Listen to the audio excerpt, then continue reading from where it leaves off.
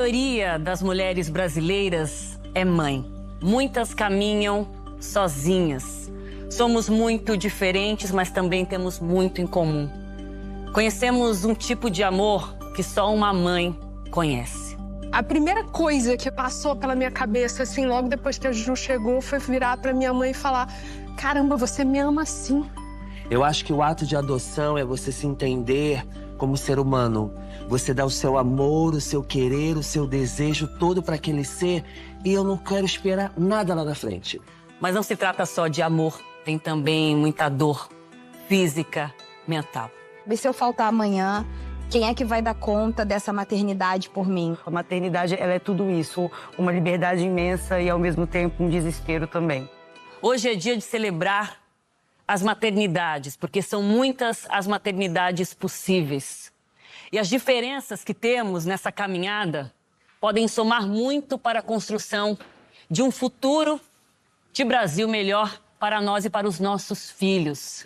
E aqui eu reúno mulheres que trazem histórias exatamente para a gente poder olhar para frente e junto, a partir da dor e do amor que cada uma carrega nessa caminhada.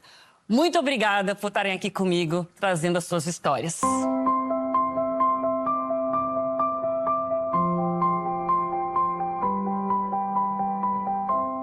Eu queria começar trazendo um levantamento recentemente feito pelo Laboratório Think Olga, falando sobre as mulheres, não só sobre as mães, que fala sobre sonho. Dentro das nossas diferenças, nas escolhas que fizemos, nos valores que carregamos, há um ponto em comum a todas nós, independentemente da idade, da classe social, da raça, da história, que é o desejo de sonhar e de poder continuar sonhando. E sabe qual que é o sonho principal de todas as mulheres hoje no Brasil? Poder viajar. Mas não é viajar somente viajar para fora, para conhecer lugares, porque viajar para essas mulheres da entrevista significa poder ter liberdade. Liberdade para existir, para ser o que se é.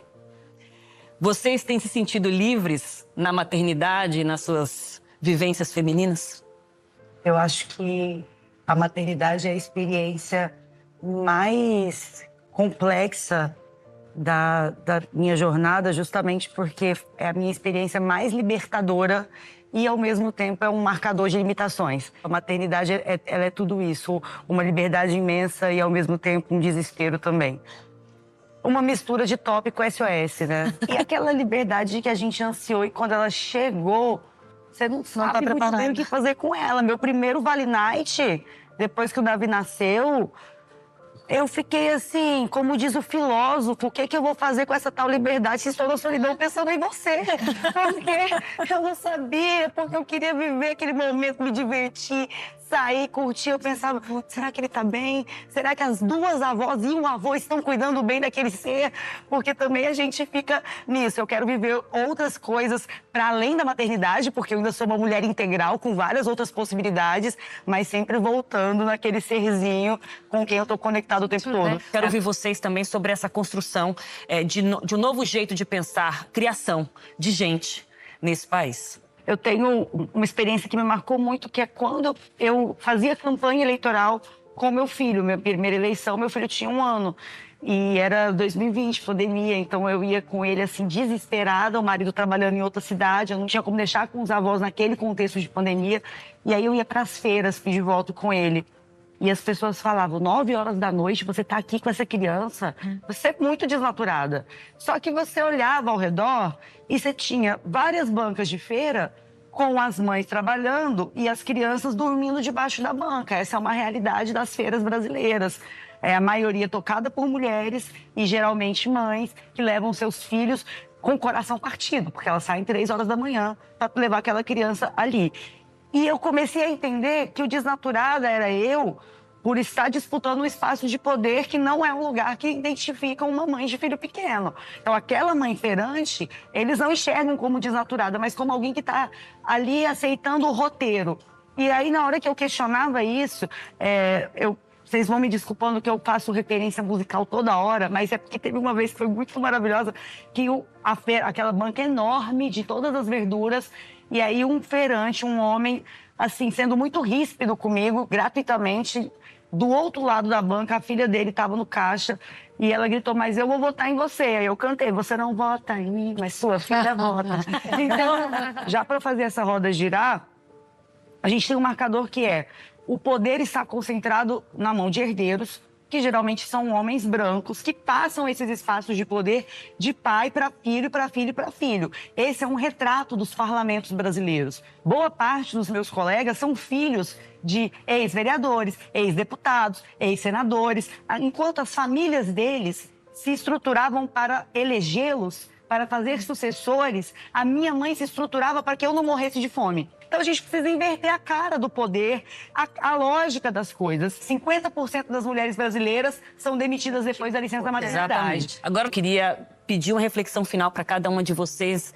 A mãe que cada uma de vocês aqui representa, a filha que cada uma de vocês aqui representa e que tantas pessoas também que nos acompanham são filhos e também são mães. E pais, por que não? Cara, eu sou uma filha cercada de sonhos, de desejos, de querer viver. Eu hoje tenho 42 anos, sou mãe do Lucas Antônio, casada com o Kaique, que foi o cara que me assumiu, que me fez ser mulher e mãe também. Eu acho que o ato de adoção é você se entender como ser humano. Você dá o seu amor, o seu querer, o seu desejo todo para aquele ser, e eu não quero esperar nada lá na frente.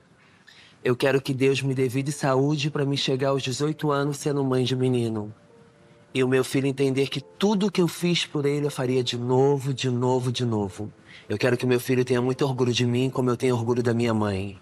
Minha mãe me ensinou a filha que eu sou, a empresária que eu sou, a esposa que eu sou e a amiga que eu sou. Sendo mãe de 3 meninos negros no Rio de Janeiro, no Brasil, o meu maior sonho é continuar sendo mãe deles quando eles forem homens adultos. Então, se eu pudesse dividir com vocês um pedacinho da minha maternidade, seria esse pedaço em que eu uso a maternidade que a gente exerce para sustentar a minha comunidade e a nossa comunidade. Estou muito feliz de estar aqui com vocês. A maternidade é bem difícil, é um pouco diferente da realidade de muitos aqui. Eu tento fazer o meu melhor, sempre fiz desde que ele nasceu e viveu. Não era um sonho pra mim a maternidade. Acho que virou assim quando eu vi mesmo. Eu falei, gente, é uma criança. Depende de mim. O que eu faço agora? E assim, a gente vai fazendo e vai aprendendo com eles, né? Não tem um manual. E o que você falou, que a Pepita citou, né, sobre nascer uma nova filha, eu entendi na forma que eu também tô passando bem parecido com você. A minha mãe tá amparando uma irmã, que é tia minha, que está num tratamento oncológico, e eu preciso amparar a minha mãe. Sim. O tempo todo. E aí eu me culpo por não ter tempo com Enzo, e eu fico, será que a minha mãe tá bem? Mas o nosso maternar sempre foi muito da coletividade.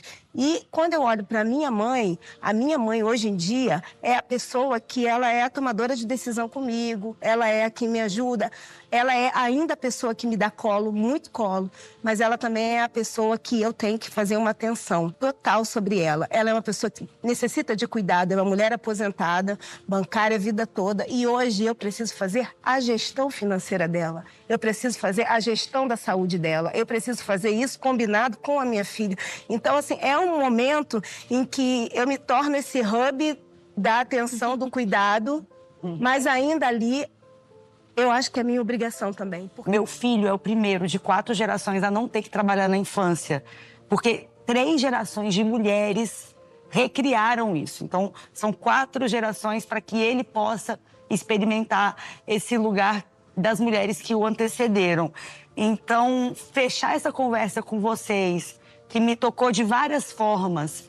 Tô com vários post-its aqui que vão dar desdobramentos para muito tempo, exaltando as nossas mães. É um privilégio muito grande. Eu só tô aqui hoje porque a missionária Raquel, minha mãe, enfrentou a viuvez, enfrentou uma estrutura que era a Assembleia de Deus de maneira muito sábia e habilidosa. E eu quero finalizar dizendo o que me trouxe até aqui. O dia da minha decisão de fazer ciências sociais e depois disputar o campo da política foi quando meu pai morreu e as pessoas começaram a se referir à minha mãe como viúva do pastor Juscelino e não como a missionária Raquel, que tinha dado aula para ele no seminário de teologia, que tinha sido a professora dele. E eu pedi a palavra na nossa igreja, eu tinha 15 anos, e o pastor completamente doido deu a palavra para mim. E aí eu falei, vocês estão nos enterrando vivas. Não nos enterrem vivas. O nome dela não é Viúva do Juscelino. Meu nome não é órfã do Juscelino. O nome dela é Raquel Santiago Aguiar. Meu nome é Ava Santiago Aguiar. Nós temos nome, sobrenome, uma história e ninguém vai nos enterrar porque não tem mais um homem do nosso lado. A igreja ficou assim, igual vocês, chocada.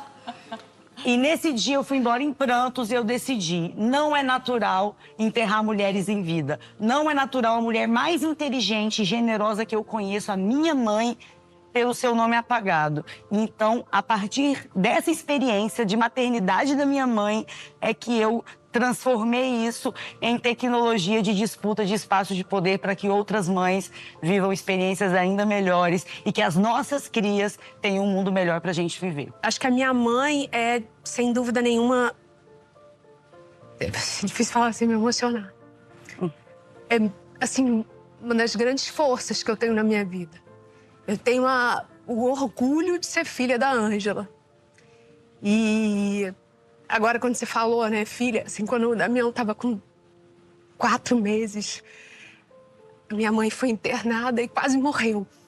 E para mim foi muito difícil viver esse momento ali com ele tão pequeno, no CTI.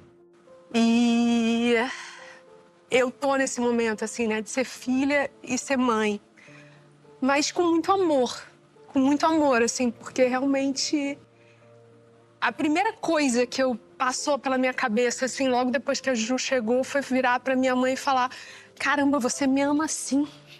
Exatamente. Você me ama assim, sabe? Tipo, eu não sabia que era possível essa extensão de amor, assim. É muito bom que minha mãe esteja viva e que eu possa, hoje em dia, falar, sabe? Agradecer e dizer eu te amo. Dizendo isso, assim, que eu posso dizer que eu amo todas vocês. Eu amo vocês. Não, porque eu acho que é exatamente isso que a Leandra falou, né? Que o quanto a maternidade, ela nos faz ser esse hub de amor, né? A gente é centrada nesse amor o tempo todo. As nossas decisões, elas são tomadas na dor, mas sobretudo no amor, né? Quando a gente fala assim, a gente quer uma maternidade tradicional, essa maternidade tradicional nunca existiu, porque ela seria uma mulher cuidando da casa e um homem sendo o provedor financeiro. Na verdade, as mulheres sempre fizeram tudo. Elas sempre cuidaram da casa, sempre foram provedoras, seja no campo, seja nas fábricas, seja fazendo os pequenos trabalhos domésticos que elas vendiam, lavavam roupa para o vizinho. Então, esse combinado da divisão de tarefa nunca funcionou. Porque a gente precisa assumir que ele nunca funcionou e fazer uma sociedade baseada no cuidado, que a ética da sociedade seja do cuidado e não da segurança e da proteção. Seja do cuidado e que talvez os homens estejam sentados aqui numa roda de homens falando orgulhosos da paternidade do jeito que a gente está falando aqui. Que a gente consiga sensibilizar para eles virem junto, colocarem a paternidade também no lugar que ela merece e precisa ser colocada. Eu vou dizer para você que é filha, que é mãe, que é avó, o que eu gostaria de ouvir. Você é boa.